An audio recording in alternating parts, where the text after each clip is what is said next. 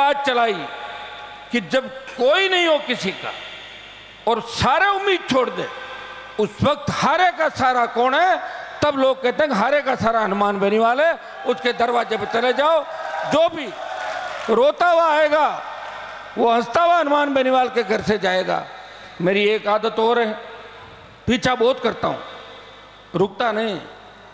आज नारायण को जो जेतान के लोग कागज दे के आए, हमारी पार्टी के कार्यकर्ता लाए थे निकाल के बड़ी मेहनत करके, और जिस तरह नागौर एसपी का इसके अंदर लिखा है, ये मास्टर थे और एक गुरुजन अश्लील गानों पे बच्चों को और महिलाओं को डांस करा के और फिर उसके साथ मारपीट होती है, फिर गधे पे जुलूस निकाला जाता है, और वो आदमी आरपीएस चयनित होता है।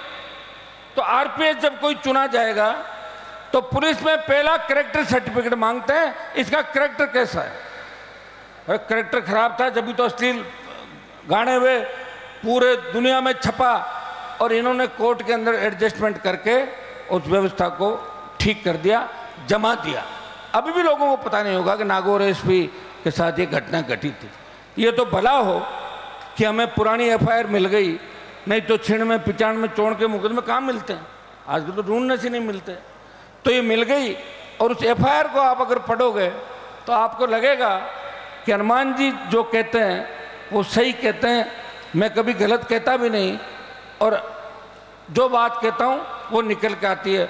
मैं आपको इतना ही आश्वस्त कर सकता हूँ, ये जो गलत तरीके से इन्होंने अपना एसपी के अंदर, डिप्टी के अंदर सिलेक्शन कराया, इसकी मैं दिल्ली की किसी एजेंसी से जांच कराऊंगा, और उसमें अगर ये सही है तो मैं इसको 3, 4, 6 महीने से ज़्यादा नहीं निकालने दूंगा। वापिस जहाँ से आया है घर से वो घर भिजवा दूंगा। ये मेरी आदत है, और मुझे बड़े बड़े पंगे लेने में बहुत मज़ा आता है।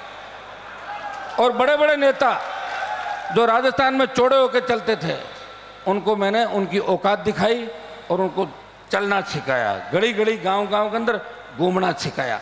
भाइयों, आज इस मंच को देखो, इस मंच पे आपको कोई पॉलिटिकल पार्टी के परिवार का नेता नहीं दिख रहा है। सारे के सारे नौजवान, दलित, शोषित, किसान, कितने सरपंच, कितने लोग, कितनी हमारी माताएं, कितने नौजवान। क्या ये मंच जब कांग्रेस बीजेपी की रैली होती है, इतने लोगों का नंबर आता बैठने के लिए? मैं खुद बताऊं आपको, मैं अटल बिहारी वाजपेयी प्रधानमंत्री थे, मैं यूनिवर्सिटी का अध्यक्ष था, मैंने कहा मेरा भी भाषण कराओ, तो उन्होंने कहा नहीं आपका भाषण नहीं होगा। तो मैंने कहा मैं तुम्हारे से बड़ी रैलियां करूंगा और मैं कईयों के भाषण कराऊंगा, और मैं 5-5 लाख की रैली करके हजारों लोगों को तैयार किया राजस्थान के अंदर। मैं तो आज इतना कहता हूँ, ये जो टीम है आरएलपी के अंदर, अगर ये टीम तन मन से ये तय कर ले कि जो हुआ हो गया, अब उसको गाने से फायदा नहीं, बार बार कोरोना आ गया चला गया, अब उसको थोड़ी गाएंगे, जीना अपने को। आरएलपी की टीम ये तय कर ले कि हमें राजस्थान को बदलना है। मैं आपको विश्वास दिलाता हूं कि राजस्थान में कांग्रेस बीजेपी एक पार्टी को, राष्ट्रीय लोकतांत्रिक पार्टी, पीछे छोड़ते हुए सबसे बड़ी पार्टी के रूप में उभर सकती है, क्योंकि सबसे बड़ी जो जवानों की ताकत है वो हमारे पास है। आप देखिए छोटे छोटे बच्चे 3 साल के, 4 साल, वो देख लेते हैं, कोई मुझे हनुमान कहता है, कोई मुझे मामा कह देता है, कोई काका कहता है, अंगुली पकड़ लेता है, बच्चे पास में आते हैं। बच्चे पास में आते हैं इसका मतलब भगवान की कृपा मेरे ऊपर है, क्योंकि बच्चे भगवान का रूप होते हैं। उनको लगता है ये क्रांति निश्चित रूप से, तो बच्चों को लगता है कि हनुमान जी को फ़ोन करेंगे ना तुरंत छुट्टी हो जाएगी। और हर आदमी मेरे पास आके कहता है अरे साहब आपके पास आ गया, क्या दिक्कत है, हम भजनलाल जी को नहीं मानते, आपको मानते। अरे भजनलाल जी सीएम है, उसका कागज चलता है, प्रधानमंत्री नरेंद्र मोदी है देश के। अगर हमारे पास सत्ता होती, हमारे पास 10 विधायक भी होते, तो भी इस तरह आपको सड़कों पर बैठ के संघर्ष नहीं करना पड़ता और इंतजार नहीं करना पड़ता।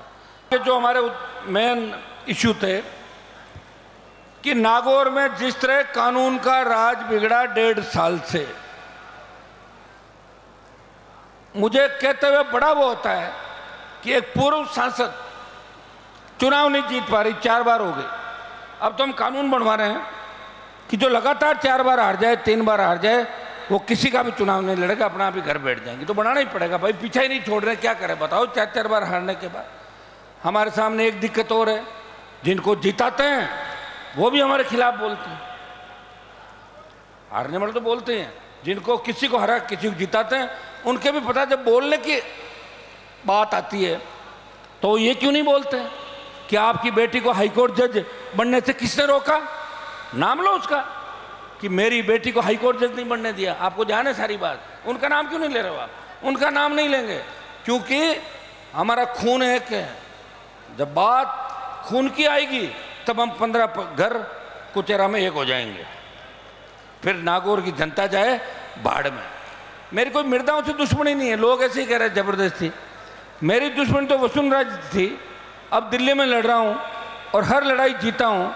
ये तो कई बार मेरे से मदद मांग के आए और मदद करा के चले गए, लेकिन वापस मदद करना इन्होंने कभी नहीं सीखा, क्योंकि इनके पेट के अंदर जो दाना है वो आपको पता कहाँ से चलता आ रहा है। और मेरी नहीं मानो तो पुरानी किताबें पढ़ लेना, उसमें सारा जिक्र, जब आंदोलन चले थे देश को आज़ाद कराने के, प्रदेश को जागीरदारी प्रथा को उन्मूलन का चले, वो भजनलाल जी आप इनको सारी किताबें मुहैया करा दो ताकि मुझे नहीं कहना पड़े, ये खुद ही देख लेंगे कौन कहाँ था और किसके पेट में किसका दाना है।